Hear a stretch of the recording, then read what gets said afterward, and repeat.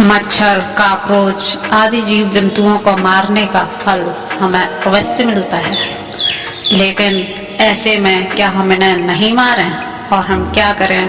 यदि आप पोंछा लगा रहे हो और चींटियां बार बार आ रही हैं, तो आप एक झाड़ू ले सकते हो, पहले उसको झाड़ दीजिए और फिर पोंछा लगा दीजिए। तो ऐसे में आप उनका बचाव कर सकते हैं, ना कि आप उन्हें देखते हुए भी बहुत सारी चींटियों के ऊपर एकदम रगड़ कर उनका हत्या कर दें। यह पाप है और आप इसके भागीदार अवश्य होंगे। वैसे ही मच्छर, हमें कुछ ऐसा करना चाहिए जिससे कि वो पैदा ही ना हो, ना कि वो जब घूम रहे हैं जब इधर उधर, तब हम उन पर कोई ऐसा स्प्रे या कुछ डालें जो वो मर जाए। अगर हम ऐसा करते हैं तो हम इसके भागीदार अवश्य होते हैं।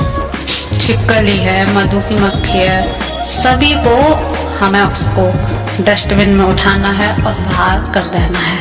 इससे हमारी भी सुरक्षा है और उनकी भी। इस पृथ्वी पर जितना उनका हक है उतना ही आपका है, और आपने अगर एक अपना कमरा या अपना घर चुन लिया है तो आप उनको उनसे बाहर कर दीजिए, या फिर इतनी सफाई और सुरक्षा पहले से ही रखिए कि वो पनप ही ना पाए।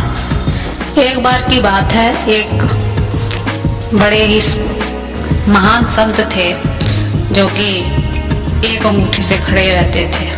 एक बार चोरों का झुंड था और चुरा के कुछ ले जा रहा था, और वो भी उधर ही खड़े थे, और कुछ राजा के दूत आए और वो चोरों को ढूंढ रहे थे, और उन्होंने उस संत को भी पकड़ लिया उन चोरों के साथ। और राजा को बोला कि ये इनका हेड है और यही सब बताता है और चोरी करवाता है। तो उनको सबको सजा मिली, और सजा वो जो सूली पर चढ़ाते थे, गुदा की नली से वो एक त्रिशूल लगाते थे, और जितना घुस जाता था और इंसान तड़प के मर जाता था 1-2 घंटे में। कोई 3-4 केस लगभग राजा के यहाँ होता ही रहते थे। तो उस दिन भी संत का भी ऐसा ही हुआ, लेकिन संत ने वहीं, बड़े ज्ञानी थे, समाधि लगाई। और वो जब दूसरे दिन दूसरे लोगों का नंबर आया, जब दूत उनके गए वहां, तो उन्होंने देखा कि संत तो मरे ही नहीं। और वो भाग भाग के बाप राजा के पास आए कि राजा जी के संत तो कुछ हुआ ही नहीं। तो राजा जी ने कहा हमसे अपराध हो गया और हमें तो पता नहीं कैसे आप आ गए, हमें माफ करो। तो संत बोले पहले इसको तो निकालो। तो काफी कोशिश की गई, लेकिन वो त्रिशूल नहीं निकला।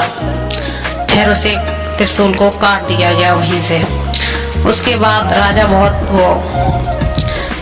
दुखी हुए, लेकिन संत जी इसका न्याय करने के लिए धर्मराज के पास पहुंच गए और उन्होंने पूछा कि ये त्रिशूल हमारा क्यों नहीं निकल रहा, ऐसा क्या किया हमने, हम तो इतना वो करते हैं तपस्या वगैरह।